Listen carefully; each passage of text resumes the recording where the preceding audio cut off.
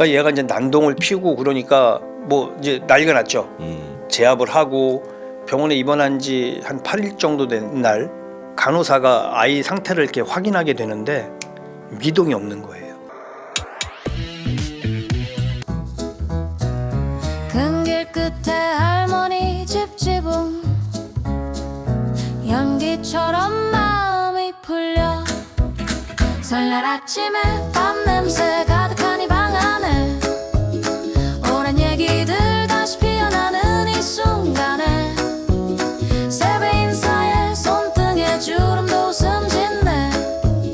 사건을 해몰에서 준비한 설날 이벤트로 따뜻한 마음을 전하세요. 괜히 웃음 터져 나와 설날 아침 풍성하고 행복한 설날 보내세요. 방 안에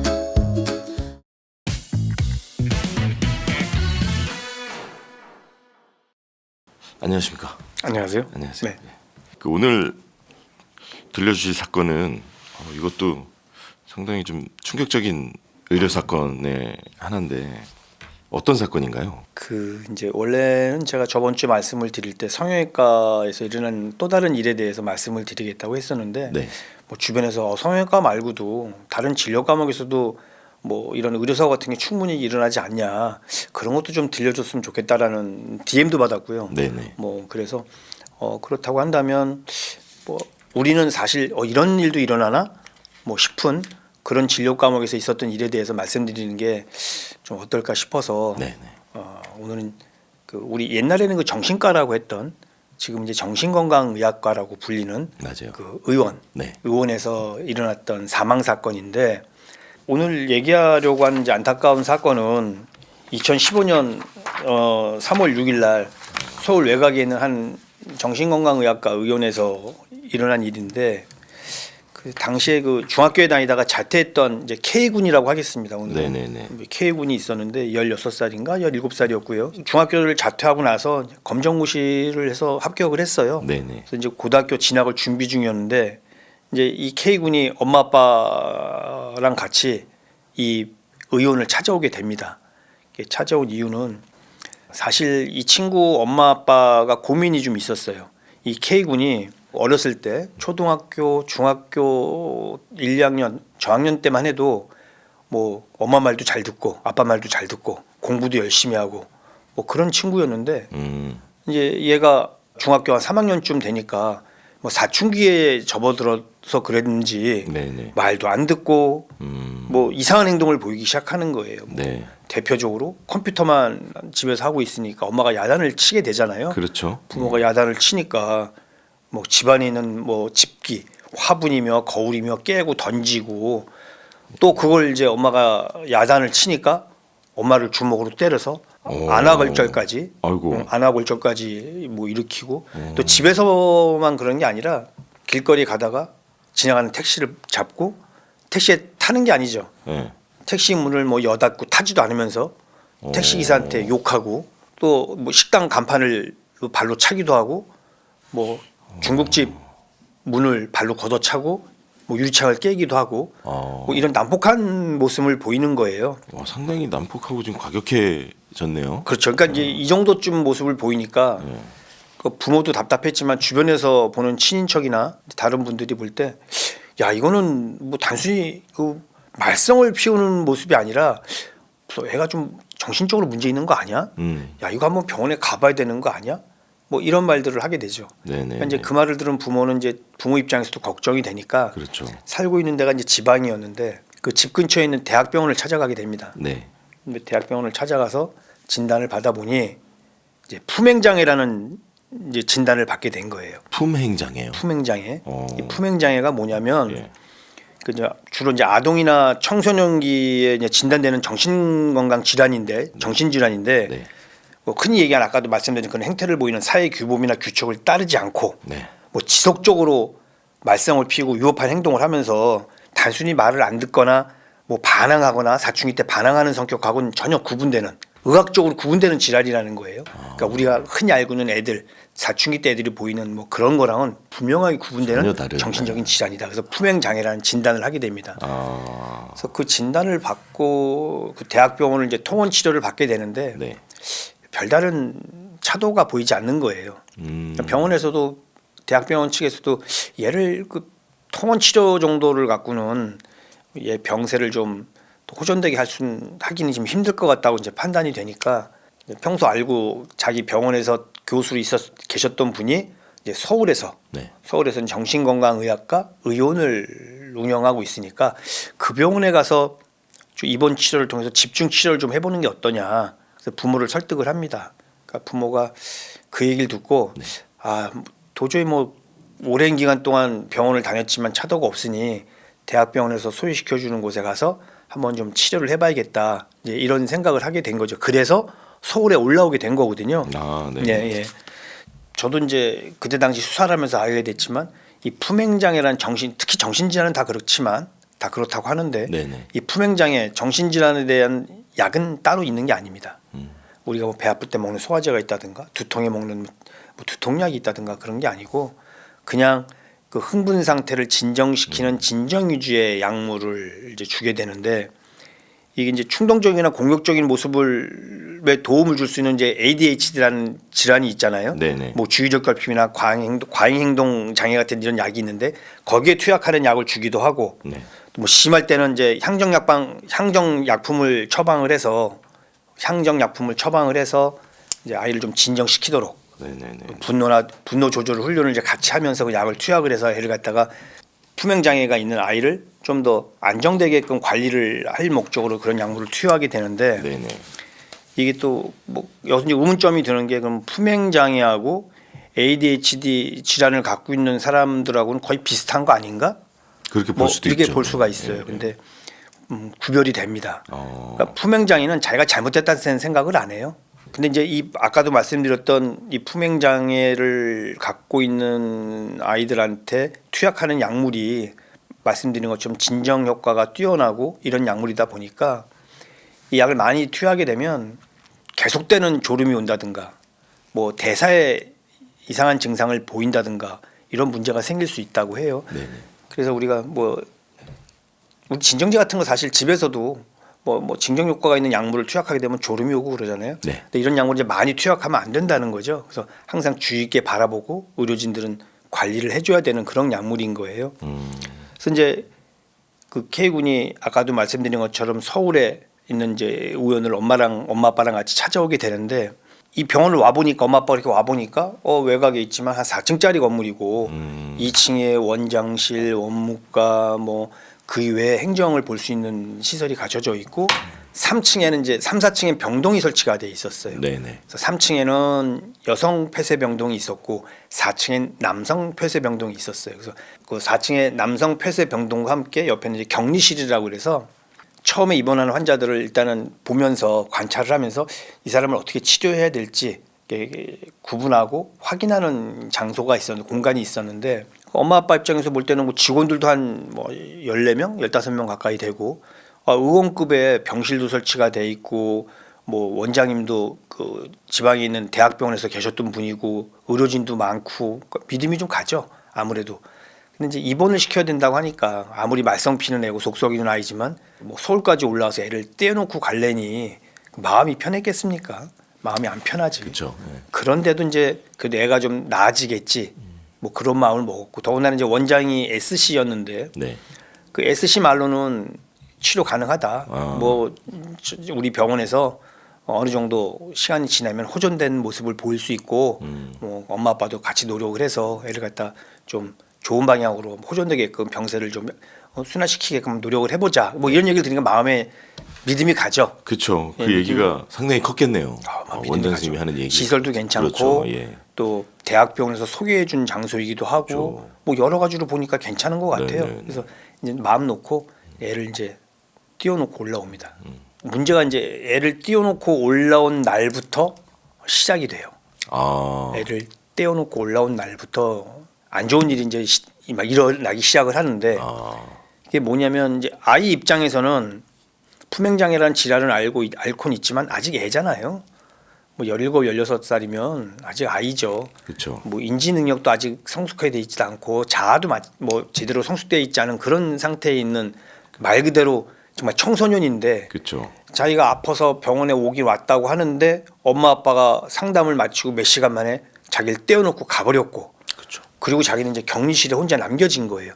거기다가 품행 장애를 앓고 있는 아이다 보니까 그 거기 있는 의료진들 얘기를 따르겠습니까? 시킨 대로 안 따르죠. 그렇죠. 뭐 이제 난리가 난 거예요.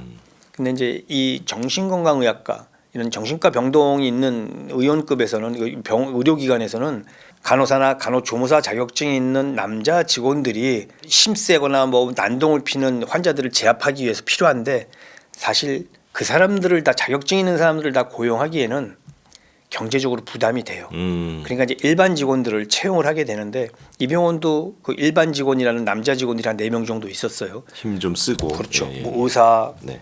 간호사, 간호조무사, 그다음에 일반 직원들이 이렇게 있으면서 힘 좀 쓰고 좀 제압을 하거나 이럴 필요가 있을 때 뭐 그거는 충분히 이해가 되는 네네. 부분이긴 한데 네. 그러니까 얘가 이제 난동을 피우고 그러니까 뭐 이제 난리가 났죠. 제압을 하고 뭐 그래도 막 그 직원들한테 주먹질을 하고 또 잠깐 진정되는 것 같아서 놔두면 옆에 있는 다른 환자를 때리기도 하고 또 막 욕설을 하면서 복도를 오가면서 막 침을 뱉고 엄마 아빠한테 전화를 할 수 있게끔 해달라. 그럼 전화 못하게 하죠. 그러니까 전화를 그 자기가 요구한 걸 들어주지 않으니까 또 난동을 피우고 이게 뭐 장시간 이어졌다고 해요. 이 직원들 입장에서는 이거 도저히 안 되겠다. 이거 진정을 시켜야겠다는 판단이 되니까 원장한테 보고를 합니다. 그러니까 원장이 오더를 해요. 진정제를 투약을 해라.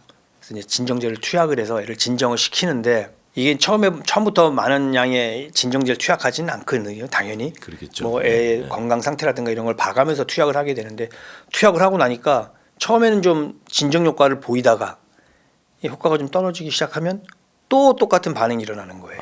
약효과만 떨어지면 또 똑같은 반응을 보이고 또 보이고 또 보이니까 네. 점점 약을 더 많이 놓게 되고 횟수가 잦아들게 되고 그 약물 말고도 또 다른 약물도 같이 주사를 하게 된 거죠. 이런 게 계속 반복되다 보니까 이렇게 표현하면 편한 것 같아요. 쉬울 것 같아요. 우리가 뭐 수면제 먹고 나서 잠에서 깰만 하면 또 수면제를 먹었다. 또 잠에서 깰만 하면 또 수면제를 먹었다고 가정해 볼 때 네. 사람이 몸이 정상일 수가 없죠. 정신이 혼미하기도 하고 뭐 제대로 몸을 가누지 못하기도 하고 그런 반응이 나타날 수밖에 없잖아요. 그렇죠. 그래서 이제 그런 반응이 계속 나타나게 된 겁니다. 병원에 입원한 지 한 8일 정도 된 날 아침에 간호사가 아이 상태를 이렇게 확인하게 되는데 미동이 없는 거예요. 미동이 없었어요. 근데 그때 당시에 애가 워낙 이제 막 난동을 피고 난폭하게 굴었기 때문에 강박이라는 걸 했는데 팔과 다리를 그 침대에다 이렇게 고정시켜서 마음대로 움직이지 못하게 해놓은 상태였는데 그래도 약기운이 아까 말씀드린 것처럼 약기운이 깰 때쯤 되면 또 소리도 지르고 욕도 하고 막 그랬던 아이인데 그날은 미동도 안 하고 계속 그냥 누워만 있고 눈 감고 누워만 있더라는 거예요. 그래서 이상하고 이건 좀 상황이 안 좋을 수도 있겠다 싶으니까 혈압 체크를 해봤는데 혈압이 40에 80? 상당히 낮네요. 40에 80까지 떨어졌다고 해요. 네네. 극도의 저혈압이기 때문에 조치를 취해야 되지만 네. 이게 의식 저하까지 일어났다고 한다면 네네. 곧 무슨 일이 생겨도 이상하지 않을 정도의 위급한 상태라는 거죠. 그렇죠. 의료진들이 난리가 났습니다. 바로 원장한테 보고를 하니까 상황을 보고하니까 원장은 119를 불러라. 빨리 응급조치를 하고 119 불러라고 얘기를 했고 네네. 그러니까 이제 거기 있던 간호사 또 그 남자 직원들이 계속 CPR을 하면서 애를 이제 살리려고 노력을 하고 그때 당시까지는 사망하진 않았고요. 네. 그래서 119가 와서 또 CPR하고 심제동기를 달고 또 이제 응급처치를 하면서 그 병원 근처에 있던 시립병원으로 네네. 응급실로 아이를 이제 옮기게 되는데 옮기고 나서 몇 시간 만에 결국은 사망을 합니다. 사망을 해요. 그 직접 사인은 그냥 급성 심장사. 급성 심장사. 심장에 문제가 생겨서. 네, 급성 심장사라고 이제 뭐 병원 측에서는 당연히 그렇게 진단을 하죠. 네네. 그거는 이제 그 시립병원에서 내린, 그렇죠. 네네. 사망한 장소가 네, 시립병원이었기 때문에 네네. 급성 심장사라고 이제 결론을 내렸고 야 이게 그러면 입원하고 며칠 정도까지? 6일이죠. 6일 만에. 네, 6일 만에 그렇게 된 겁니다. 그래서 잠시 후에 수사 과정에서 어떤 일이 있었는지 원내에서 어떤 일이 있었는지 이제 자세하게 말씀을 드릴 텐데 네네. 일단 그렇게 사망을 하고 나니까 네. 뭐 그 의원 측에서는 당연히 이제 부모님 엄마 아빠한테 연락을 했죠. 네. 아이가 갑작스럽게 사망을 했다. 날벼락이죠, 날벼락. 날벼락이죠. 날벼락이죠. 애가 정신적으로 좀 문제가 있다고 해서 그것도 대학병원의 권유를 받고 서울에 있는 뭐 전문 의원까지 보냈는데 애가 뭐 불과 일주일도 안 된 사이에 죽었다고 하니 이건 뭐 말도 안 되는 소리죠. 말도 안 부모가 그때 그 남자아이가 그 K군이 장남이었고 여동생이 하나 있던 걸로 저는 기억을 하는데 생때 같은 아들이 그냥 죽은 거잖아요. 전화상으로 먼저 물어봤다고 해요. 도대체 우리 애가 당연한 거 아닙니까? 우리 애가 도대체 왜 죽었냐 했더니 그 원장 하는 말이 나도 이유를 모르겠다. 나도 이유를 모르겠다. 이건 우리 병원 잘못이 아니다. 그 말부터 하더라는 거예요. 우리 병원 잘못도 아니고 이건 뭐 부모님 잘못도 아닌 것 같고 이건 뭐 이유를 잘 모르겠는데 뭐 제가 또 매번 의료사고 때 나온다는 말씀을 드렸듯이 불강력적인 사안인 것 같다. 내가 알지 못하는 어떤 불강력적인 원인 때문에 죽은 것 같다. 부모 이제 난리가 났죠. 바로 이제 뭐 그 지방 멀리서 밑에 멀리 쪽에 사셨었는데 택시를 급하게 잡아 타고 그 서울까지 차를 운전해서 올 경황이 아니었다는 거예요. 그렇죠. 뭐 아니죠. 할 수가 없겠죠. 그럴 네. 경황이 아니라서 네. 택시를 타고 이제 서울까지 올라오셔서 이제 아이는 이제 이미 이제 그 영안실에 안치가 돼 있었고요. 아이고, 네. 뭐 장례 절차는 진행할 수밖에 없었죠. 근데 일단은 이제 서울까지 올라와서 장례 절차를 준비하고 아이 죽음을 확인하고 장례 절차를 준비하는 과정에 아빠가 이렇게 생각해 보니까 이게 뭔가 석연치 않은 거예요. 석연치 않죠. 예. 뭐 예를 들어서 수술이 좀 잘못돼서 죽었다고 하면 수술이 잘못돼서 죽었나? 뭐 이런 생각을 할 수 있고 다른 무슨 원인이 뭐 다리가 부러졌거나 어디가 뭐 찢어졌거나 뭐 이런 게 있었다고 한다면 그게 원인이었나? 뭐 이렇게 생각을 할 수 있는데 얘는 정신병 때문에 정신질환 때문에 병원에 들어와서 치료를 받았는데 갑자기 심장마비로 죽었다고? 이해가 안 되는 거예요. 그리고 뭔가 석연치 않은 거예요. 더군다나 그 원장의 반응도 석연치 않게 느껴진 거고. 그러니까 아 이건 안 되겠다 싶어서 의료사고로 의심이 된다로 고소장을 112 신고를 통해서 고소장을 제출하게 되고요. 근데 부검도 이제 의뢰하게 됩니다. 그래서 이제 원래는 관할 경찰서에서 이 사건을 이제 접수를 했었는데 뭐 아시다시피 이 정도 사건쯤 되니까 일선서에서 수사를 하기에는 어렵죠. 이제 그때 제가 있던 의료 수사팀으로 사건이 이송이 된 거고요. 사건을 받아서 이제 처음에 진행하게 된 게 일단 부검부터 해보는 게 우선이다. 그래서 이제 부검을 하게 된 건데 부검 결과가 나왔어요. 이제 네. 부검 과정은 뭐 서울에 있는 국가수에서 진행을 했고요. 그리고 나서 부검이 끝나고 나서 그 결과가 나오는데 한 보통 짧게는 한 달, 길게는 뭐 6개월 이상 갈 때도 있는데 제 기억으로는 한 2-3달 걸렸던 것 같아요. 일단 이 친구의 말초 혈액이라든가 뭐 위에서 여러 가지 종류의 진정제가 발견이 됐다. 여러 가지 종류의 약물이 발견됐다. 네네. 그 약물이 그런 부검을 할 때 특히나 의료사고로 의심되는 사건을 통해서 사망한 사건이 있을 때는 그 해당되는 병원의 의무 기록을 같이 국가수 법의관한테 제출을 해주거든요. 부검을 하면서 부검 결과를 이제 도출해낼 때 그 의무 기록을 같이 참조해서 해달라고 저희들이 제출하기도 하고 그런 걸 요구하기도 해요. 네. 그래서 당시에는 그 병원에서 사용했던 약물이라든가 이런 걸 확인할 수 있는 의무 기록을 국가수 측에 저희들이 제출을 했고 국가수 법의관 되시는 분께서 그걸 참조해서 부검 결과랑 같이 맞춰보니 병원에서 썼다는 약물이 위나 말초 혈액에서 다 발견이 되니까 미세혈관에서 다 발견이 되니까 아 이거는 많은 약물을 사용을 해서 발생한 급성 심장사로 추측이 된다. 그러니까 원래 결론을 정확하게 내려주시진 않거든요. 그렇게 추측이 된다라는 이제 회시가 왔습니다. 네네. 그래서 저희가 볼 때는 그렇다고 한다면 이게 그럴 수도 있다라는 가정이 쓰는 거잖아요. 그렇죠. 충분히 그럴 수 있겠다라는 생각이 드니까 이제 그 다음에는 저희가 수사를 할 수 있는 방법이 뭐냐면 3가지로 크게 나눠서 이제 진행을 하게 되는데 당연히 병원에 대한 압수를 해야 되고요.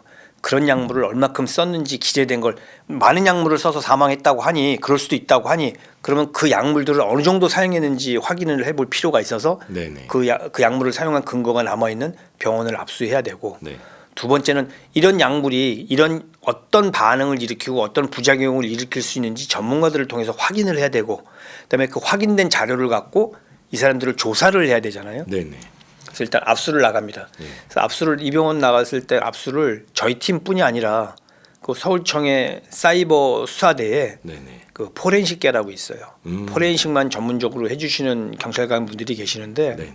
이분들도 뭐 특채되시고 막 사회에서 계실 때 이런 전문 분야에 종사하셨던 분들 많으셔서 이분들이랑 같이 이제 저희가 지원 요청을 해서 같이 나갑니다. 같이 나가서 압수는 제가 저번 시간에도 말씀드렸듯이 대물 압수와 이제 포렌식 뭐 이런 게 있는데 이제 대물 압수로는 말 그대로 의무기록, 그 병원에서 보관하고 있는 약물 뭐 이런 거를 살펴보는 거고요.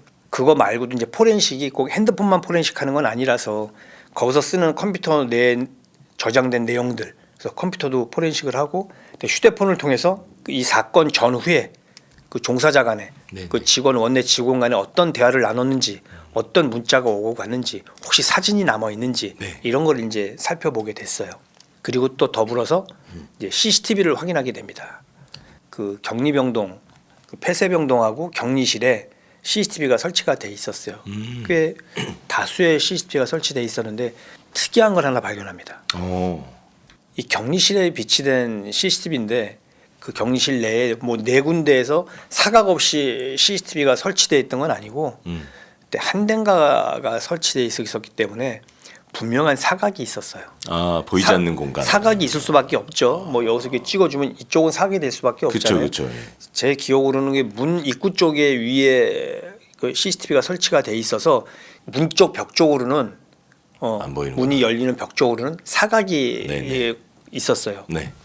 잘 보이지 않는 공간이 존재했는데 그 CCTV를 검색하던 중에 보니까 이 K군이 난폭하게 굴고 뭐 그런 행동이 보여요. 아, 그러니까 이제 그 간호사 포함해서 간호조무사인가 여직원하고 남자 직원을 셋인가 넷이 들어와서 그 K군을 이 사각지대 쪽으로 이렇게 끌고 가는 게 보입니다. 아, 끌고 가는 게 의도적으로. 네, 이게 끌고 가는 게 보이고 그리고 나서 이렇게 보니까 사각이다 보니 전체 모습은 나오지 않는데 중간중간 카메라가 비추는 방향으로 손이 올라갔다 내려온다든가 아, 뭐 그런 사람이 이렇게 일어났다 살짝 들어왔다가 그렇죠. 들어왔다 빠진다고 네, 그러나요? 네.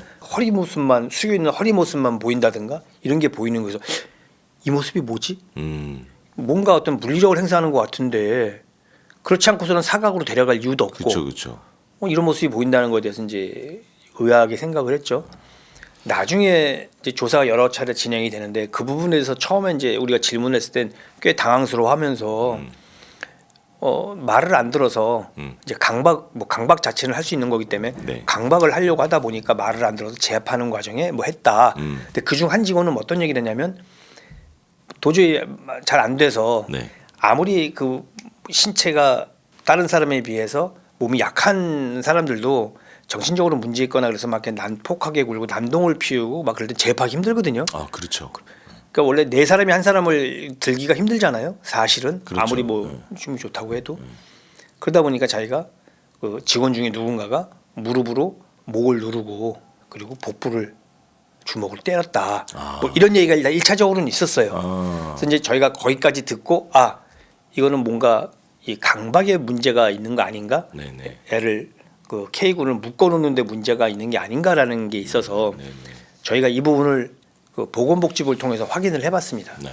근데 정신건강보건법에 따르면 이런 정신질환자들을 치료를 위해서 강박을 할 수 있어요. 할 수 있습니다. 네네. 강박을 하는 것 자체가 잘못은 아니에요. 강박이라든가 뭐 이렇게 뭐 이런 걸 할 수가 있는데 네네네. 근데 지침이 있어요. 네. 무조건 다 강박하면 안 되고 이게 피가 안 통하고 그럴 수 있기 때문에 1시간에 한 번씩 풀어주거나 지켜봐야 되고 그다음에 강박을 할 정도가 되면 당연히 이제 진정제 같은 걸 투약을 하기 때문에 주사를 놓든지 구강 투여를 하기 때문에 갈증이 날 수가 있어서 충분한 물과 같은 음료수를 충분하게 공급을 해줘야 되고 네네. 또 대소변, 용변을 볼 수 있게끔 분명한 처치를 해줘야 돼요. 근데 검실 때 뭘 발견했냐면 아이가 이제 죽고 얼마 안 돼서 그리고 이제 CCTV에도 담겨져 있는 모습이지만 기저귀, 용변 패드를 차고 있었어요. 그 용변 패드를 차고 있다는 얘기는 화장실 안 보냈다는 얘기잖아요. 그렇죠. 화장실을 안 보냈다는 얘기잖아요. 네. 거기다 당연히 대소변을 가렸을 그렇죠. 거고. 그러면 대소변을 우리가 뭐 소변 같은 경우에 뭐 건강한 남성의 경우에 물을 아무리 안 먹는다고 해도 서너 시간에 한 번은 가지 않을까요? 더 안 먹으면 더 안 가겠지만 그리고 평범한 사람 같으면 뭐 2-3시간에 한 번 갈 수도 있고 뭐 3-4시간, 5시간에 한 번 갈 수도 있고 뭐 그런데 이 기저귀를 용변 패드를 채웠다는 것 자체는 장시간에 걸쳐서 그렇죠. 보냈다는 얘기인 거고. 안 보냈고 뭐 그렇죠. 보낼 의지도 없었고. 그렇죠. 그렇게 하다 보니 또 이 부분에 대해서 또 눈여겨 봐야 될 대목이 그 검시와 부검 과정이 확인된 게 이 K군 엉덩이에 욕창이 났어요. 계속 누워 있었네요. 그렇죠. 그러니까 그 강박이 계속 진행됐다. 만약에 강박을 안 한 상태에서 용변 패드만 채워놨다면 자기가 이렇게 그렇죠. 벗어낼 수도 있을 텐데 그걸 계속 차고 욕창이 날 정도였다고 한다면 묶여 있는 상태로 장시간에 걸쳐서 방치됐다라는 얘기입니다. 그렇죠. 왜 방치냐면 그 강박에 관련된 지침이나 규정에 따르면 1시간에 한 번씩 풀어주고 상태를 확인해야 되면 욕창이 날 일이 없는 거죠. 설사 기저귀 채웠다고 하더라도 그렇게 될 수가 없는 거죠. 그러니까 다시 얘기하자면 그냥 강박한 상태로 패드 채워서 방치했다는 얘기밖에 안 되는 겁니다. 뭐 아이가 뭐 물을 달라고 했다고도 하는데 뭐 물을 줬다는 진술은 없었고요. 네. 그래서 거기까지가 이제 저희가 그 압수를 통해서 이제 확인이 된 거예요. 자, 좋다. 결과가 나왔으니 그러면 어떻게 해야 되냐? 뭐 요거를 좀 확인해 봐야 되잖아요. 네네. 그때 나왔던 약물이라든가 이런 거는 이제 부검을 통해서도 확인됐고 압수를 통해서도 이제 확인이 됐기 때문에 약물을 투약했을 때 어떤 반응이 있을 수 있는지 네네. 이제 이런 부분을 좀 확인하게 되는데요. 네. 제가 약물 이름을 정확하게 기억을 못해서 여기 좀 네네네. 써갖고 왔는데 그 정신질환에 그 사용되는 이제 향정 약물로는 리스페리돈, 아리프프라졸, 쿠에티피안 같은 게 있고요. 네네. 그다음에 이제 진정시키는 약물로는 이제 중추신경계에 작용을 하게 되는 우리가 흔히 좀 많이 들어본 루라제팜이나 디아제팜 등이 있어요. 네. 그러니까 이제 이런 약품들의 공통된 효과 중에 하나가 수면을 촉진하는 겁니다. 수면. 네. 그러면 아까 말씀드렸듯이 투약을 하고 나서 진정 효과를 보이다 깨면 또 일어나고 또 그래서 또 투약을 하고 또 투약했다고 반복적 투여가 계속 일어났다고 말씀을 드렸고 강박을 해놓은 상태에서 패드를 채워서 장시간 방치했다고 한다면 이 여러 가지 종류의 약물을 투약을 하고 이렇게 방치해 놓으면 어떤 결과가 있을 수 있는지 알아야 되잖아요. 네네. 그래서 저희가 이제 관련 학회도 보내고 그다음에 전문가한테도 보내고 보건복지부 관련 기관에도 저희가 감정을 의뢰하고 자문도 의뢰를 했어요. 네네. 그 대표적으로 일단 제약사부터 했습니다. 네네. 제약사를 통해서 이런 향정약물이라든가 진정제들을 생산하는 제약사들을 통해서 이런 약물을 오래에 걸쳐서 장시간에 걸쳐서 여러 약물을 복용하면 어떤 부작용이 있을 수 있냐 이제 의뢰를 했더니 뭐 제약사에서는 당연히 그러니까 여러 가지 약물을 복용할 수는 있는데 투약할 수는 있는데 담당하는 의료인은 면밀하게 주시를 하면서 이상한 반응을 보이게 되면 즉시 중단을 하고 상황에 맞는 적정한 조치를 해야 된다. 뭐 이런 원론적인 답변을 보내줬는데 그 원론적인 답변도 중요했어요. 왜냐하면 이 상황 자체가 원론적이지 않은 일상적이지 않고 일반적이지 않은 상황이 전개됐었기 때문에 그런 원론적인 걸 하지 않았다라는 게 저희가 의심이 됐었거든요. 그렇죠. 그래서 제약사한테도 그런 결론을 받고 근데 두 번째로는 감독님도 잘 아시고 저도 너무 잘 아는 우리 유성호 박사님인데 네네네. 법의학자시니까 이분한테 이런 약물을 통해서 아이가 이런 사망했다는 부검 결과가 있는데 이 점에 대해서 어떻게 생각을 하시냐라고 저희가 이제 질문을 드렸거든요. 네. 박사님 그때 아마 직접 찾아가서 아마 뵙고 말씀을 드렸었을 거예요. 여쭤봤을 거예요. 그래서 뭐 결론은 이제 정식으로 이제 문서를 통해서 회시를 해주셨는데 말도 안 된다. 이런 다제 약물을 투약을 하면 악경과가 발생할 수 있다. 이런 거기 때문에 조심해야 되고 이렇게 투약을 한다는 것 자체가 되게 위험한 거다. 이거는 이런 많은 약물을 부검 결과로 볼 때 많은 약물을 이렇게 투약을 했기 때문에 사망했다고 판단이 된다라는 그런 의견을 주셨어요. 그 결과를 받고 그 다음에는 이제 저희가 그 복지부 산하에 그 한국의료분쟁조정중재원이 있습니다. 의협하고는 별개의 기관이고요. 대한의사협회는 이익단체죠.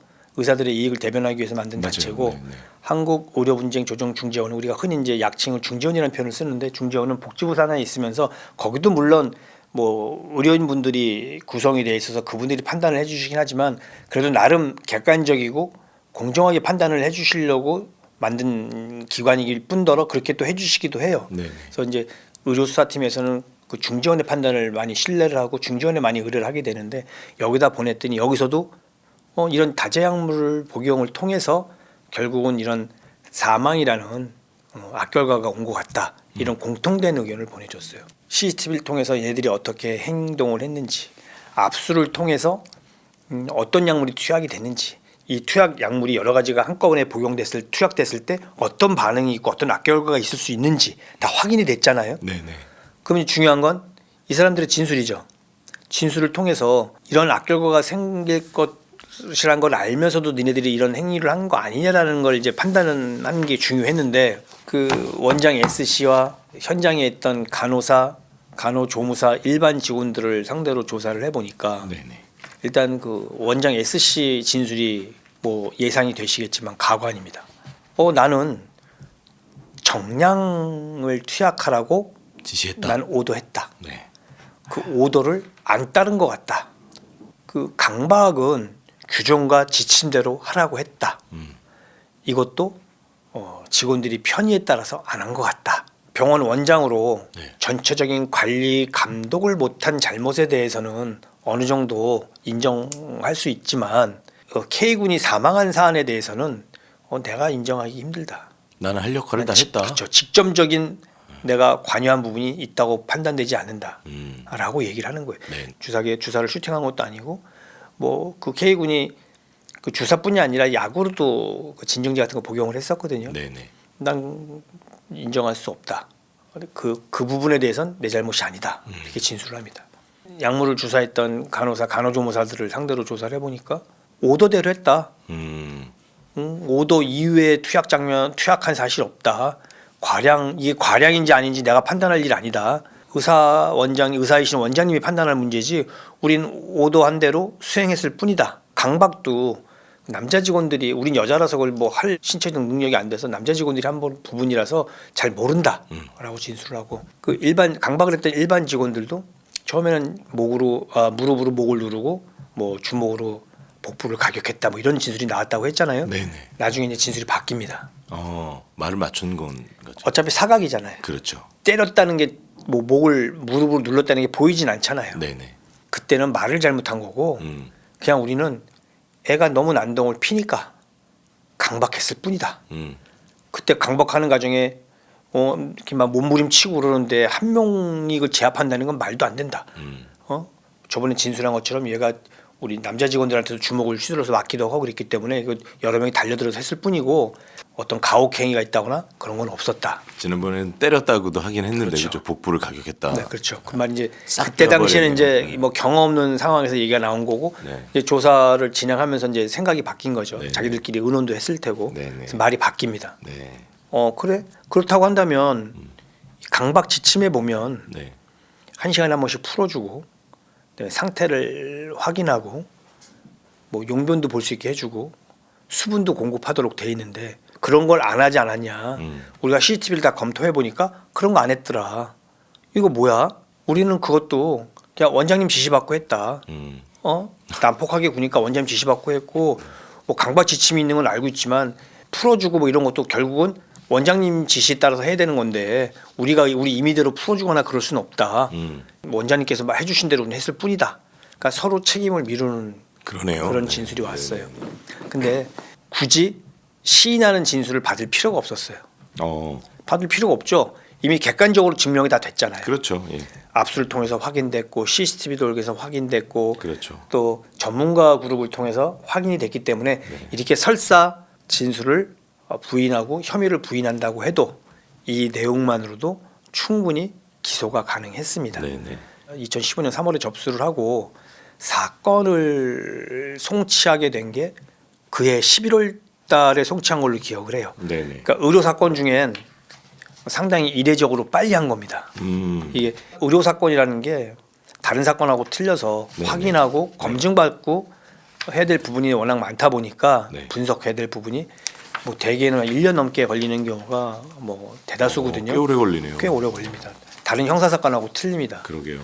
또 반면에 다른 형사 사건 뭐 우리 집에 예를 들어서 뭐 도둑이 들었는데 경찰에서 수사를 미진하게 한다 그러면 뭐 민원을 제기하기도 하고 그런 경우가 있잖아요. 근데 의료 사건의 경우에는 그런 분들이 계시는 게 아니고 시간이 걸린다는 건 다들 이해를 하시기 때문에 잘 해달라.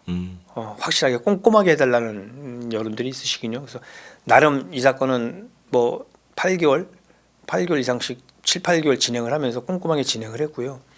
사건이 끝나고 나서 판결 부분은 제가 이제 아직 확인을 못 해봤는데 하여튼 저희가 입건해서 송치까지는 했고 네네. 그때 당시 사건 이후에 그 부모님께서는 경찰에서 이제 밝혀낸 게 꽤 되잖아요. 수사팀에서 밝혀낸 게 꽤 되기 때문에 네. 되게 감사해하시고 고맙다는 말씀을 하셨습니다. 그래서 제가 이 사건을 오늘 주제로 말씀드리는 건 우리가 사실 정신과 병동에서 사람이 이런 일로 인해서 사망을 했다? 사실 이해가 안 되는 부분이 많죠. 그러니까 세간에 이런 말은 있었어요. 정신과 병동에 가면 말 안 듣는다고 때리기도 하고 묶어놓기도 한다. 뭐 근데 묶어놓는다는 자체가 잘못은 아니란 말이에요. 네네. 그 강박 자체가. 네네. 그런데 그게 이제 허용 범위를 넘어서 뭐 이건 거의 인권유린이라고 봐야죠. 허용 범위를 넘어서 이런 상황이 발생을 했고 상황이 발생하고 난 다음에 관련됐던 의료인이라든가 관련된 직원들이 혐의를 부인한다. 네. 그러니까 이것도 결국은 수사기관에서 밝혀내지 않으면 알 수 없었던 또 의료팀이라는 그 특화된 팀에서 밝혀내지 못했다면 결국은 그냥 정말 불강력적으로 이유를 알지 못하는 상황에서 사망한 걸밖에 안 되지 않습니까? 네. 그래서 그런 부분에 대해서 구독자분들도 뭐 이런 일이 있으면 안 되죠. 당연히 그렇죠. 이런 일이 있으면 안 되지만 예. 이런 일이 아니라고 하더라도 어떤 비슷한 사례가 있다고 한다면 뭐 주저없이 경찰의 도움을 받으시면 될 것 같다는 생각에 오늘 이 얘기를 갖고 와봤습니다. 야, 오늘 말씀 들어보니까 그 의료사고 수사가 상당히 일단 어려운 과정이고 그 밝혀내는 과정이 쉽지 않다라는 생각을 계속 하고 있었는데 이게 지금 사건 수사하는 거 의료 수사를 해가는 과정을 디테일하게 들으니까 준비를 정말 잘하셨다. 그리고 이런 식으로 수사를 해 가시는 거고 이런 식으로 수사를 하면 밝혀낼 수 있겠다. 고생 많이 하셨다 이런 생각이 들었어요. 정말로 이런 식으로 하시는구나. 감사합니다. 네네. 다른 형사사건하고 틀리는 게 네네. 수사하는 기법은 비슷할 수 있는데요. 수사하는 절차가 좀 바뀌기도 합니다. 다른 형사사건에서는 압수수색을 최대한 빨리 신속하게 네. 증거인멸을 하지 못하도록 하는 게 있는데 의료사건에서는 그 시기를 좀 조절하는 경우가 있거든요. 네네. 그러니까 의료인들이 이제 뭐 관련된 기록을 조작을 하거나 뭐 허위로 뭐 고치거나 네네. 인멸하거나 네네. 뭐 이런 시간이 있어도 상관은 없어요. 그래서 오히려 그런 압수하는 시기라든가 이런 거를 좀 선택하는 것도 있고요. 좀 더 디테일한 수사를 하기 위해서 우리가 흔히 아까도 말씀드린 것처럼 뭐 포렌식이라든가 이런 분석하는 과정이 꽤 오래 걸립니다. 그래서 나름 잘하고 있다. 네네. 예, 그렇게 알아주시면 될 것 같습니다. 예. 부모님께서 그냥 제가 드는 생각은 그래도 중학생 아직 아이잖아요. 그렇죠. 그래서 한 일주일 정도 좀 근처에서 지켜보셨으면 어땠을까. 처음 이렇게 떨어뜨려 놓는 거고 뭐 근데 그런 생각이 조금 들기는 했어요. 제가 예. 전반에 말씀드린 것처럼 믿었던 거예요. 그러니까. 지방이지만 대학병원에서 진료를 받아왔었고 거기서 근무하셨던 분이 서울에서 개원을 하셨다고 하면서 그 동료이셨던 다른 교수분들이 이 병원 믿을만하다고 얘기를 해줬고 또 병원 와 보니까 시설도 괜찮고 그렇죠. 뭐 인력도 많고 또 원장이 하는 얘기가 뭐 이거 충분히 호전될 수 있다. 좀 끈기를 갖고 한번 해보자. 믿음이 가죠. 믿음이 가니까 입원시키고 왔으니까. 네네. 그리고 뭐 이 정신병원은 입원하고 나서 이 면에도 사실 그 힘든 부분이 있대요. 왜냐하면 치료 효과가 떨어질 수 있어서. 그런 건 있을 수 있죠. 예. 뭐 그분들은 아이를 떼놓고 내려올 때 마음이 좋았겠어요. 근데 안 좋죠. 근데 그 일주일 만에 뭐 정말 생각지도 못하게 생떼 같은 애가 죽었다고 하니까 네. 뭐 거기서 오는 감정은 뭐 실로 뭐 표현할 수가 없죠. 그렇죠. 네, 다양한 진짜 의학 분야에서 일어나네요. 의료사고가. 많습니다. 네. 네. 어떤 과든 뭐 어떤 병원이든 일어날 수 있는 것 같고 이게 자주 아프잖아요. 인간이. 네. 자주 아파서 병원에 자주 가는데 남의 얘기가 아닌 것 같아요. 형사님 같은 분들이 계시는 게 참 감사하고 고맙습니다. 감사합니다. 네네. 얼마 전까지는 의료 사건에 대해서 이제 구독자분들이 별로 이렇게 반응이 없으셨는데 최근에 보니까 좀 꽤 봐주시는 것 같더라고요. 그래서 네네. 이건 뭐 흥미보다도 맞아요. 좀 알고 계셨으면 좋겠다는 생각으로 제가 말씀을 드리는 거라서 네. 꼭 이런 일은 없어야 되지만 네. 만약에 생긴다고 하면 좀 도움이 되는 그런 영상이 됐으면 좋겠습니다. 네네. 맞습니다. 일상이거든요. 당장 제가 아파서 병원에 내일 갈 수도 있는 거고 모레 갈 수도 있는 건데 지난번처럼 정말 오염된 주사 한 방이 생명을 앗아갈 수 있잖아요. 그렇죠. 그런 것처럼 예, 주의를 해야겠다라는 생각을 합니다. 네. 오늘 말씀 감사합니다. 감사합니다. 예. 대박! 너 무식회 알아? 뭐라고? 와, 너 무식회 몰라? 나 안 무식해. 아니, 무식회. 무방부제, 무색소, 무착향료, 무식회. 합성 첨가물이 전혀 들어가지 않은 해썹 인증을 받은 안심 식혜. 100% 국내산 쌀과 엿기름으로 전통 방식 그대로 만든 옛날 전통 식혜의 맛. 어릴 때 엄마가 해주셨던 딱 그 식혜 맛. 아이도 너무 잘 먹어요. 너무 맛있습니다. 아버지가 너무 좋아하시네요. 너무 달지 않고 정말 맛있어요. 제가 먹어본 식혜 중 최고. 사건 의뢰몰에서 주문하세요.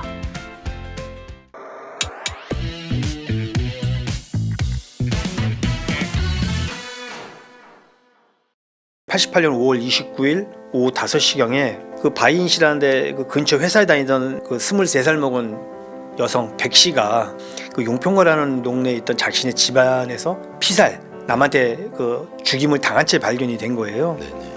목이 잘렸어요. 와. 거기다가 몸에는 이제 칼로 막 여러 차례 26차례 26차례 이상 찔린 상처가 있었고요. 와. 당신이 나타난 모든 곳에서 도둑이 들었다는 제보를 받았어. 제가 훔친 게 아니에요. 증거가 버젓이 다 있는데 대체 그 많은 밥을 다 어디 숨겼어? 분명 숟가락만 들었는데 밥이 다 사라져 있었다니까요. 다진 오징어와 낙지에 청어알과 견과류까지 더한 대표 젓갈. 지금 제보들이 들어왔는데요.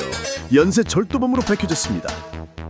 공범들도 있다고 합니다. 국내산 오징어의 몸통으로만 만든 쫄깃한 오징어 젓갈, 100% 국내산 갈치의 내장을 갈아 만든 갈치 젓갈, 쫀득 통통하게 씹히는 식감과 감칠맛으로 사람들의 입맛을 훔친 낙지젓, 최상급 명태의 알만 골라 알이 꽉 차 모양이 그대로 살아있는 명란젓까지. 지금 바로 사건 의뢰몰에서 밥도둑들에 대한 자세한 정보를 확인해 주세요.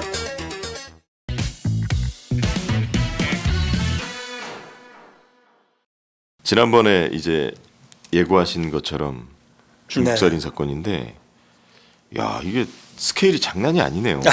와, 이 사건 보고 지금 이게 보통 충격적인 사건이 아니라, 야 이렇게 큰 사건이 있었나 싶을 네. 정도로. 예. 저도 공부를 하고 발췌하면서 이렇게 좀 살펴보니까 야 이런 게 있었나 싶기도 하고, 그러면서도 한편으로는 아 우리나라에서도 비슷한 사건이 있었지 그렇죠. 이런 생각이 드는 거예요. 그래서 야 그럼 이런 사건들은 이렇게 해결 못하는 게 맞나?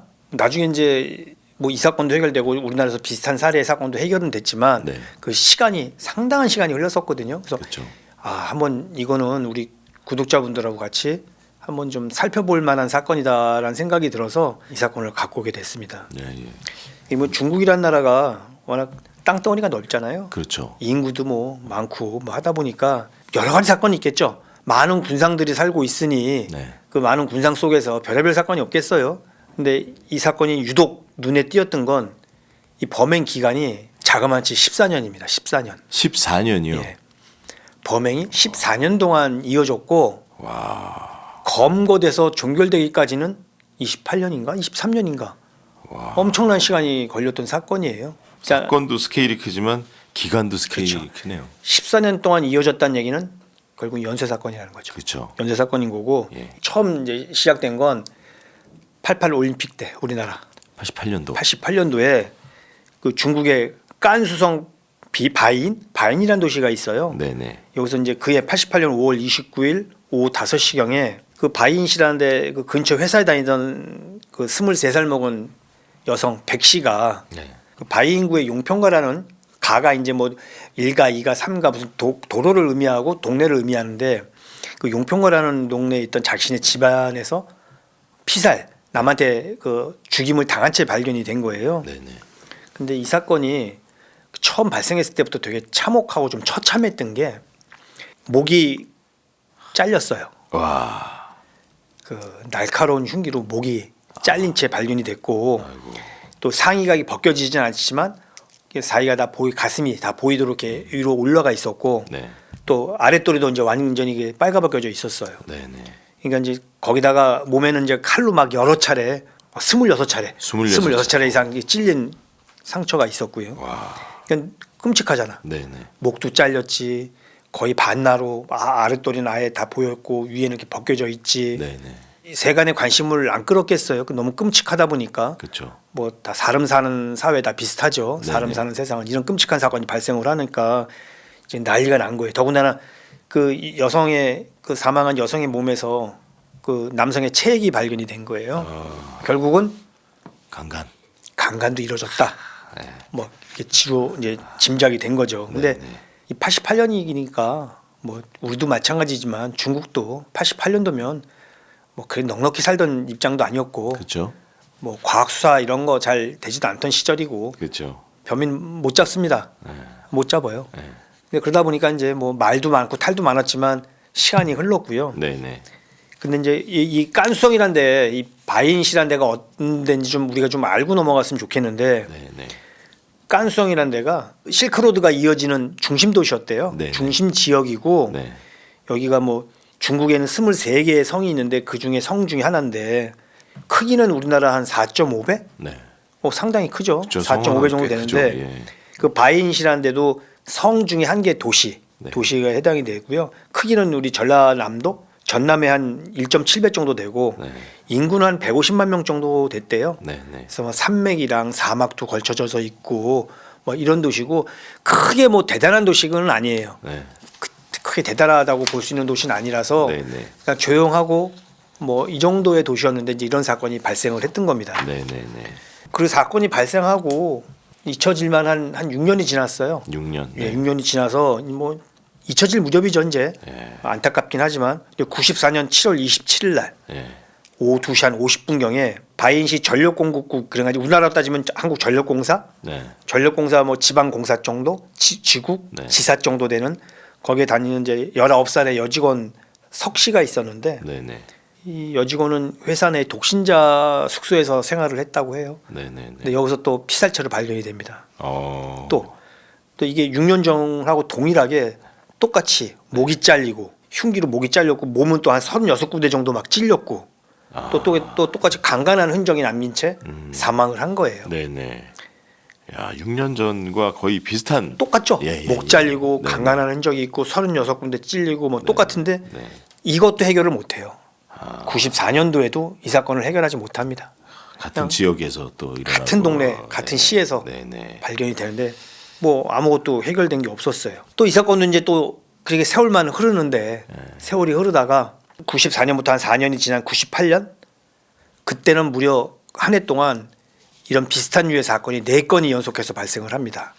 야. 4건이. 첫 사건이 발생하고 이제 10년이 지난 시점인데. 그렇죠. 10년 지나고 나선 이 네 98년에만 4건이 발생을 하는데 이 첫 번째 사건은 98년 1월 16일 한 오후 4시쯤에 바이인구의 성리가 그 동네죠. 성리가라는 데서 그 자신의 집에서 있던 그 29살 먹은 양 씨가 역시 살해된 채 발견이 되거든요. 네네. 근데 조사해 보니까 그 시신이 발견되기 3일 전 1월 13일 날 이미 사망한 걸로 추정이 되고 네네네. 죽고 나서 사망하고 나서 3일 이후에 이제 발견된 걸로 이제 확인이 된 거예요. 근데 이게 앞선 사건하고 마찬가지로 목은 잘려 있었고요. 네. 말범인 상태로 이제 강간당하는 흔적도 분명하게 확인이 되는데 이제 특이하게 이제 이 사건은 다른 시체들하고 달리 사체 일부가 훼손이 됩니다. 사체의 그 양쪽 귀, 네. 그다음에 두정부, 그러니까 머리의 윗부분, 네네네. 그 살점이 떨어져 나갔었어요. 칼로 뭐. 그렇죠. 뭐 가로 13cm, 세로 뭐 한 24cm 정도 되는 살이 도려져 나가 있다는 거예요. 귀가 떨어져 나갔고 두정부의 살점이 띄어져 나갔고. 이 사건이 발생하고 나서 얼마 되지 않아서 불과 3일 후에 네네. 1월 19일 날 오후 5시 45분경에 그 바이인구의 그 수이찬로라는 데서 27살 먹은 여성이 잘 살던 집에서 또 살해된 채 또 발견이 됩니다. 집에서. 예. 그러니까 98년에 발생했던 두 번째 사건이죠. 네네네.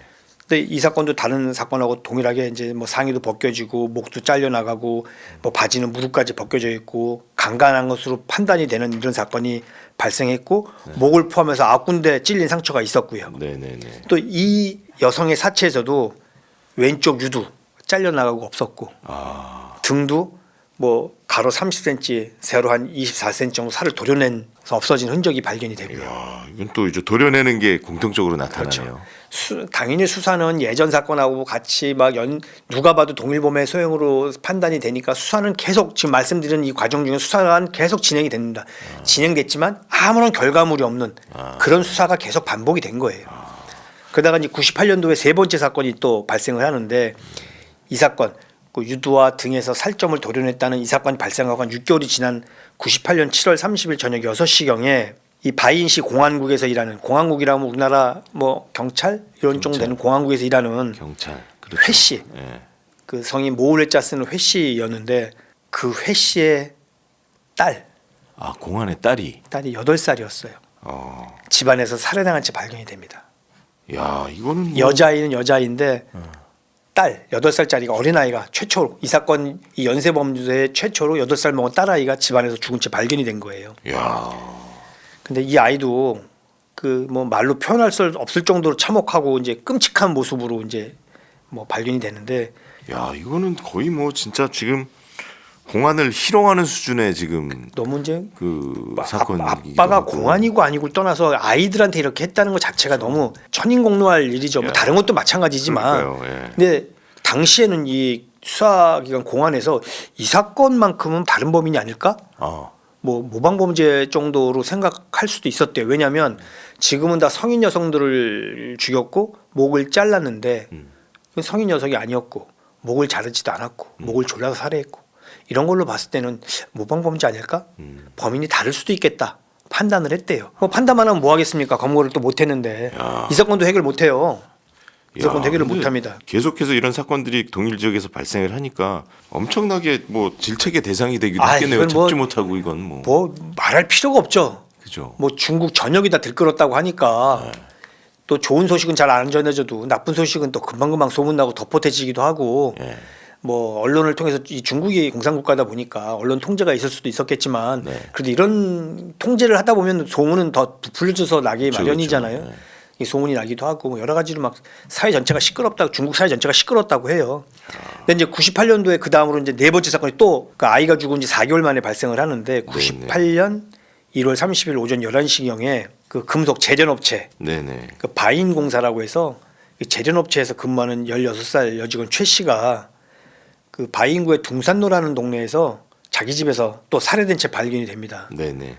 뭐 이 사건의 피해자는 이전 사건하고 마찬가지로 목도 잘리고 몸도 22군데 정도 찔리고 네. 바위가 완전히 벗겨진 채 뭐 이렇게 발견이 되는데 특징이 있다면 사망한 최 씨의 사건의 경우에 지금까지 발견됐던 다른 사건들도 끔찍했지만 최 씨가 가장 끔찍했다고 해요. 그러니까 왜 그러냐면 양쪽 젖가슴, 예. 양손, 음부 야.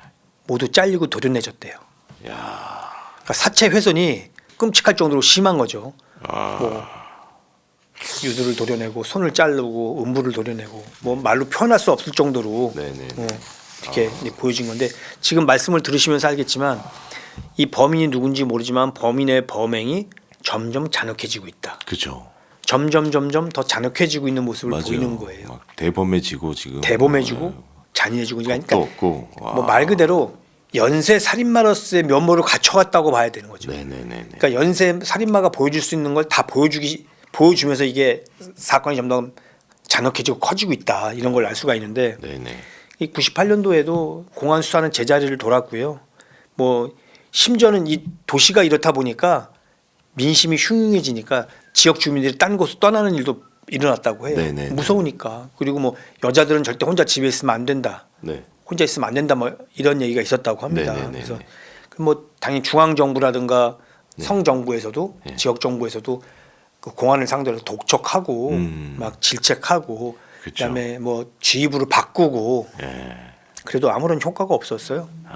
이제 그렇게 이제 2년이 지나서 드디어 이제 2000년대에 들어옵니다. 네. 아무런 성과도 없이 2000년대 11월 20일 오전 11시경에 또 사건이 발생을 하는데 면 방직 공장, 면 방직 공장에 다니던 28살 여공 나 씨가 네. 자기 집에서 또 살해된 채 발견이 됩니다. 집안에서. 거의 다 집이었어요. 예. 뭐 기숙사라든가 이런 거 뭐 네, 포함해서 네, 다 네. 살던 집에서 발견이 됐는데 네. 뭐 이번 사건의 피해자도 뭐 짐작하시겠지만 이전 사건의 피해자들하고 마찬가지로 목도 잘리고 뭐 성폭행의 흔적도 보이고 네. 양손이 잘려져서 없었고 와 손이요? 그렇죠. 와. 이제 이런 흔적을 남기게 되는 겁니다. 네네. 또 해결 못하고 넘어가죠. 아. 그래서 이제 다음에 2001년 5월 22일 오전 9시에 또 다른 사건이 발생을 하는데 당시 그 바이인시 그 부녀 보건소에서 일하던 보건소. 예. 보건소 예. 그 28살 간호사 장 씨가 있었는데 네네. 그 바이인시의 그 수위찬로 예 수위찬로. 예, 예. 자신의 집에서 또 죽은 채 발견이 돼요. 와. 뭐 이것도 역시 같은 방법으로 목도 잘리고 예리한 흉기로 찔리고 강간당하고 이런 흔적을 보였고요. 네네.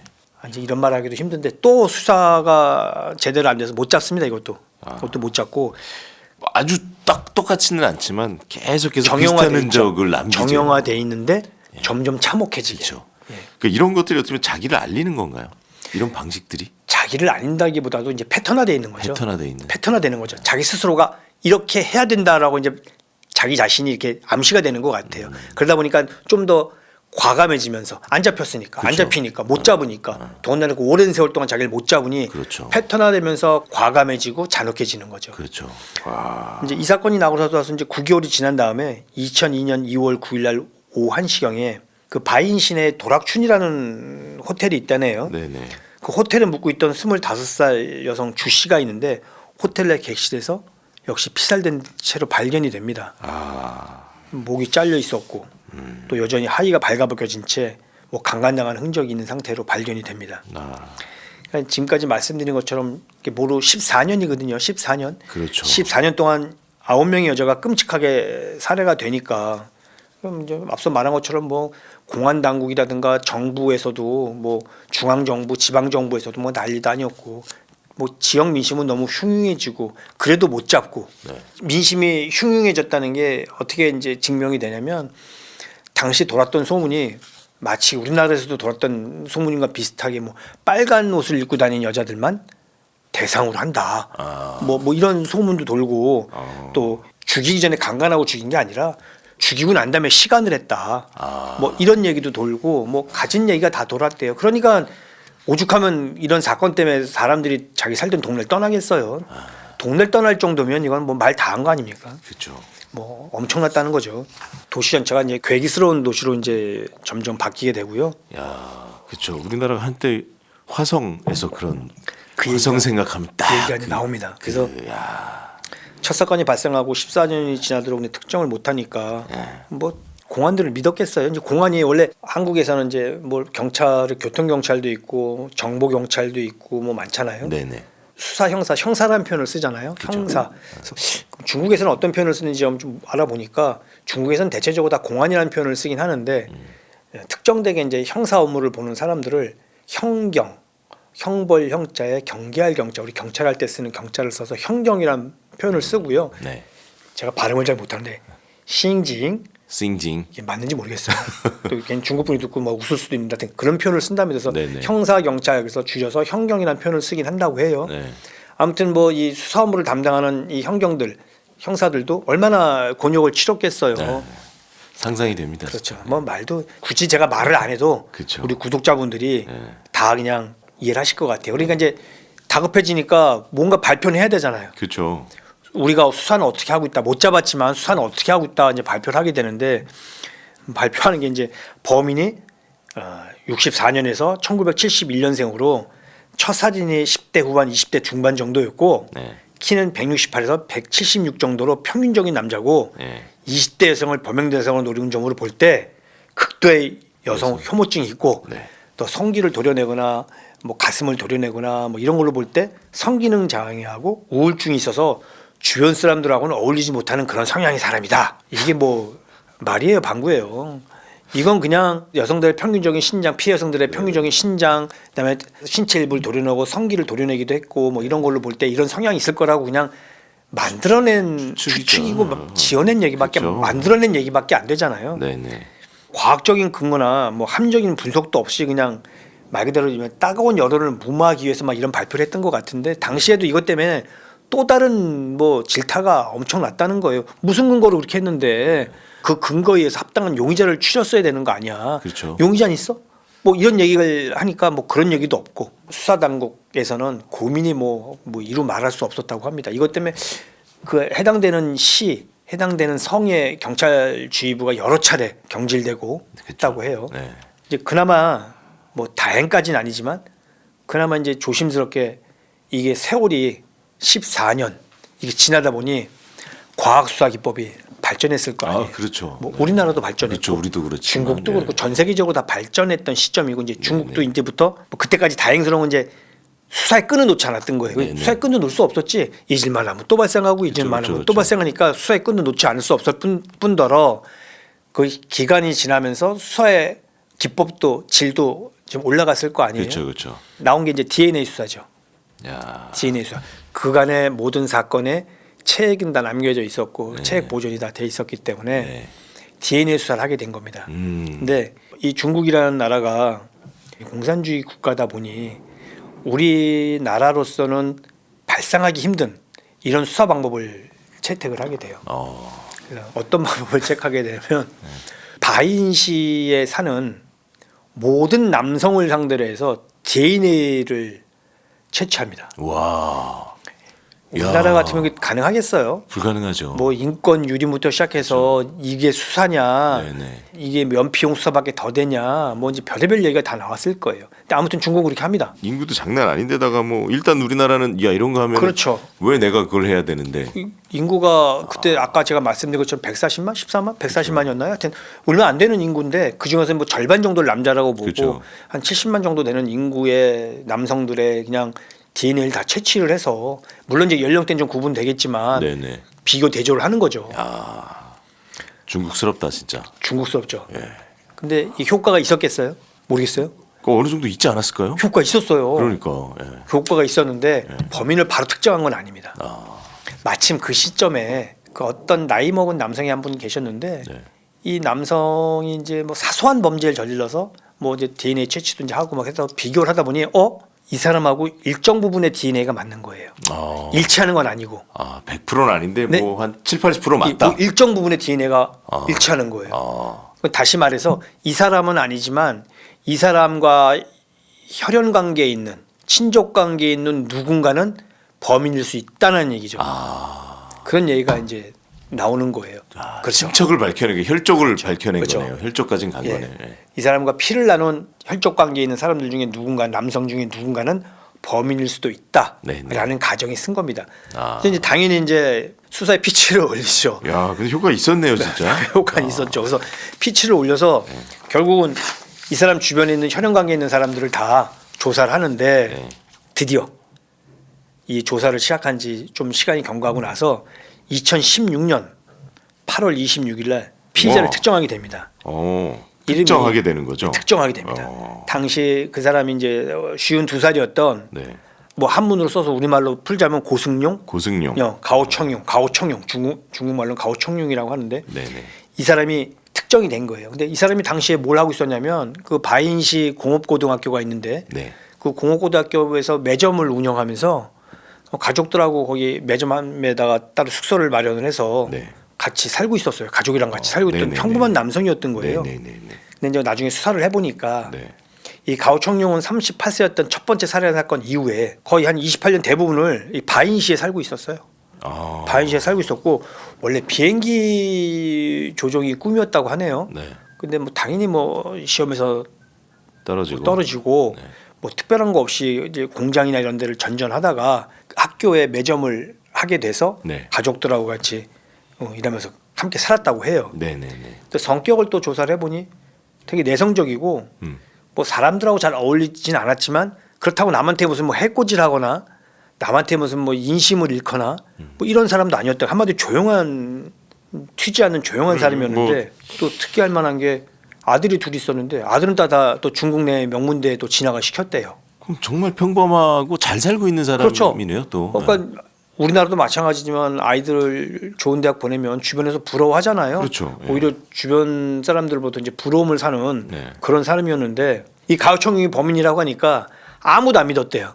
그럴 것 같아요. 안 믿죠. 느낌상, 예. 아내나 아들은 두말할 나이도 없고 우리 남편이 우리 아빠가 그 이 바이인시에서 그 유명한 그 사건의 범인이었다고 안 믿고 주변 사람들도 그럴 만한 인물이 아닌데 그렇죠. 상상이 안 되죠. 전혀 그럴 사람 아니고 평범하고 내성적이기도 하고 남한테 뭐 해코지하거나 남한테 불편을 끼치는 그런 사람이 아닌데 그런 성향을 갖고 있었다고? 근데 아까도 말씀했지만 바이인시에 있는 모든 사람 남성들의 DNA를 채취해서 비교 대조를 했다고 했잖아요. 네네. 근데 이 사람이 분명히 28년간 바이인시에 살고 있었는데 왜 안 나왔냐? 가가 호호 방문해서 한 게 아니라 이제 바이인시에 거주가 등록된 남성들을 상대로 하다 보니 이 사람은 당시에 바이인시가 아니라 자기 고향에 우리 쉽게 해서 주민등록이 서울로 돼 있는 게 아니라 주민등록이 뭐 안산이나 부산이나 이런 데 딴 데 돼 있었던 거예요. 고향에 돼 있고, 그렇죠. 주거지에 안 돼 그렇죠. 있고. 그러다 보니까 이게 공부상 등재되어 있는 사람들만 대상으로 하다 보니까 이게 밝혀지지 않을 건데 다행스럽게 그 친척 관계 숙부였대나 뭐였다는 사람인데 이 사람 한 과정에 이 친구에 대해서 이제 확인이 된 거거든요. 네네. 만약에 좀 약간 뒤집어 놓고 생각을 해보면 그 친척이었던 사람이 만약에 발견되지 않았다면 그 수사도 아무런 효과가 없을 수 있었겠다. 그렇죠.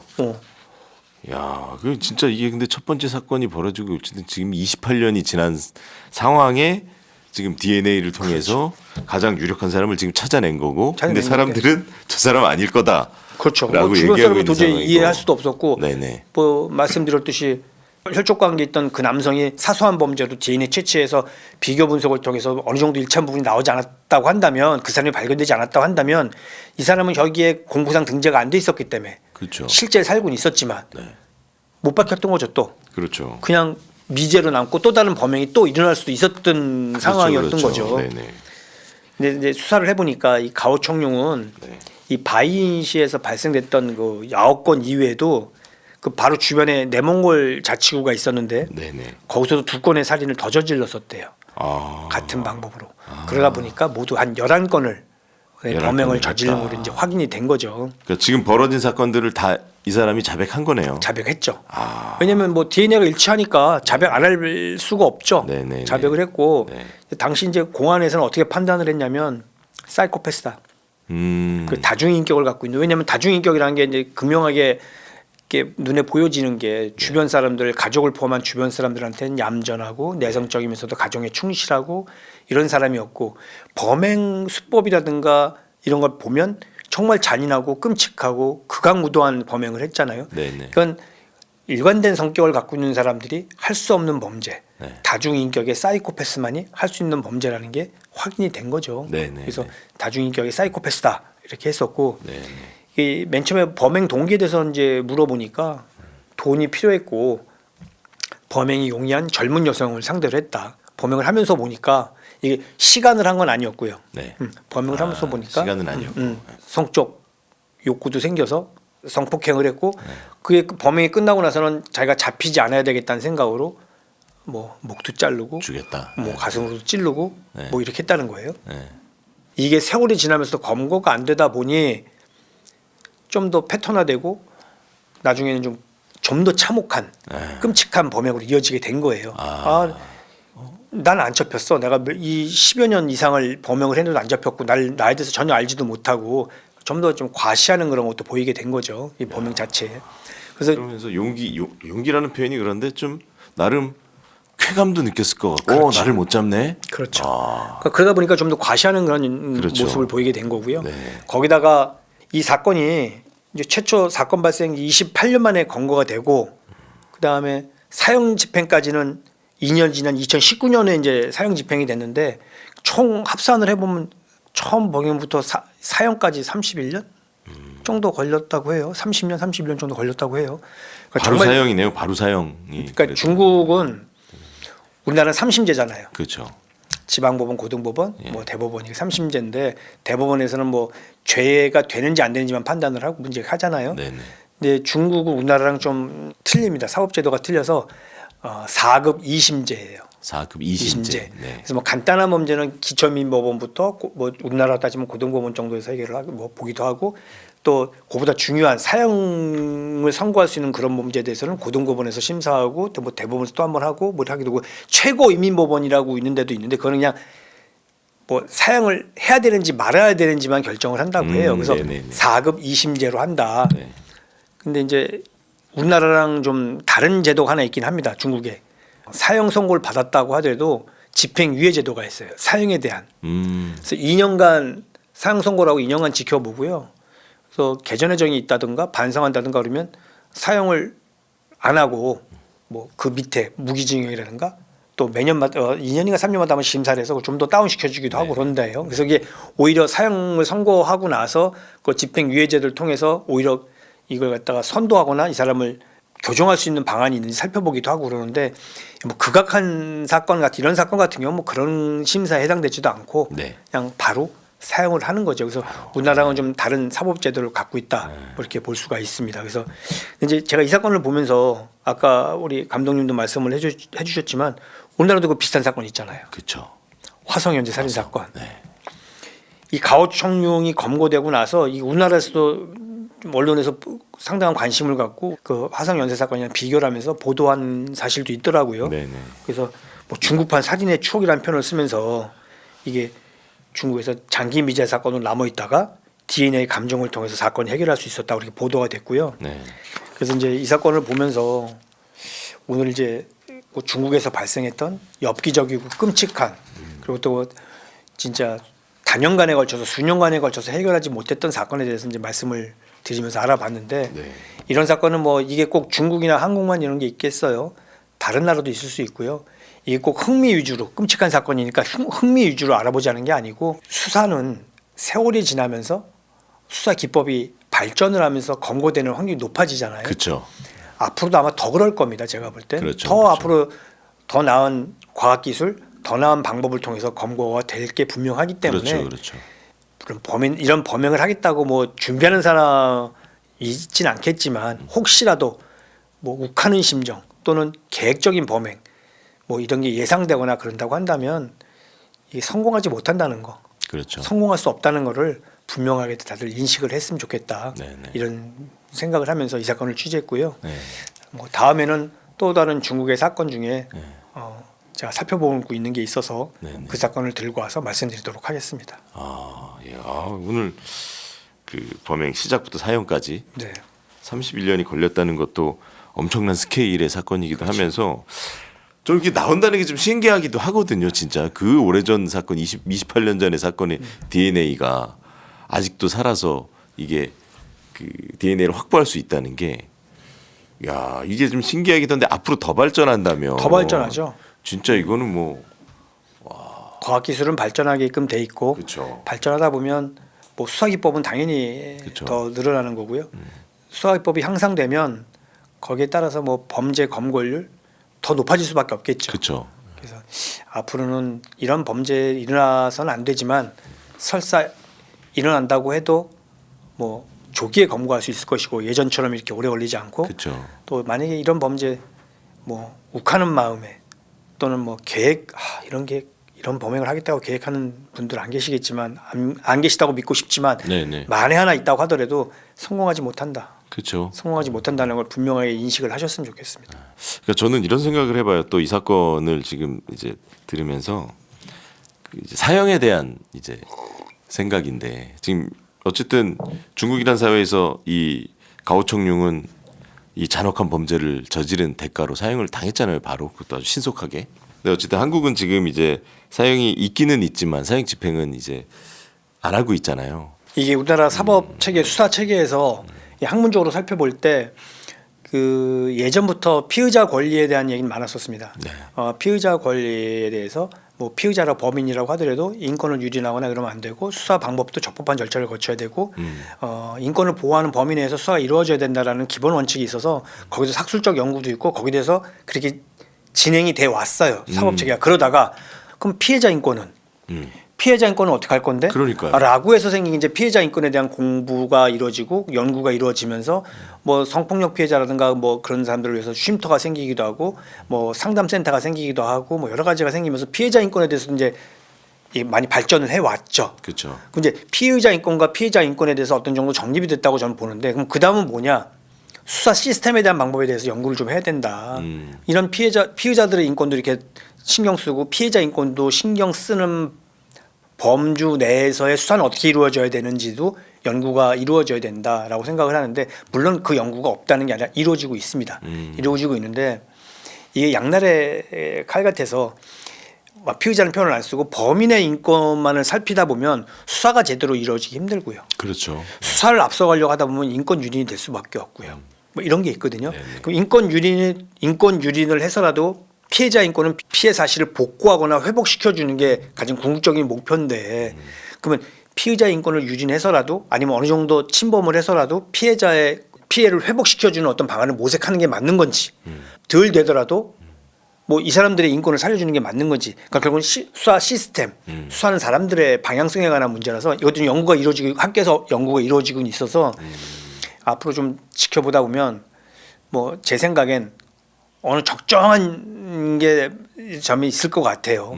그래서 이게 이제 대표적인 게 지금 요즘 미국에서 볼 수 있는 뭐 이민 단속국에서 뭐 과잉 단속을 하면서 막 사람을 사망하게 하고 막 근데 우리나라랑 개념이 많이 틀리잖아요. 우리나라 같으면 뭐 총은 당연히 안 되고 만약에 뭐 경찰봉이라도 몇 번 휘둘렀으면 난리가 날 거예요. 그래서 이게 많이 좀 그 국민 감정이라든가 뭐 나라마다 정서가 틀려서 그렇긴 한데 아마 우리나라만의 어떤 시스템적인 보완점이 생길 거라고 저는 예상을 하고요. 그렇게 되고 나면 수사 시스템도 어차피 발전을 하고 있기 때문에 어느 순간에는 교차점이 생기고 적정한 교집합 부분이 생길 것이다. 저렇게 생각을 하면서 일단 다들 수사기관을 믿어주시고 특히 경찰. 그럼요. 예. 뭐 모든 수사의 기본은 경찰이거든요.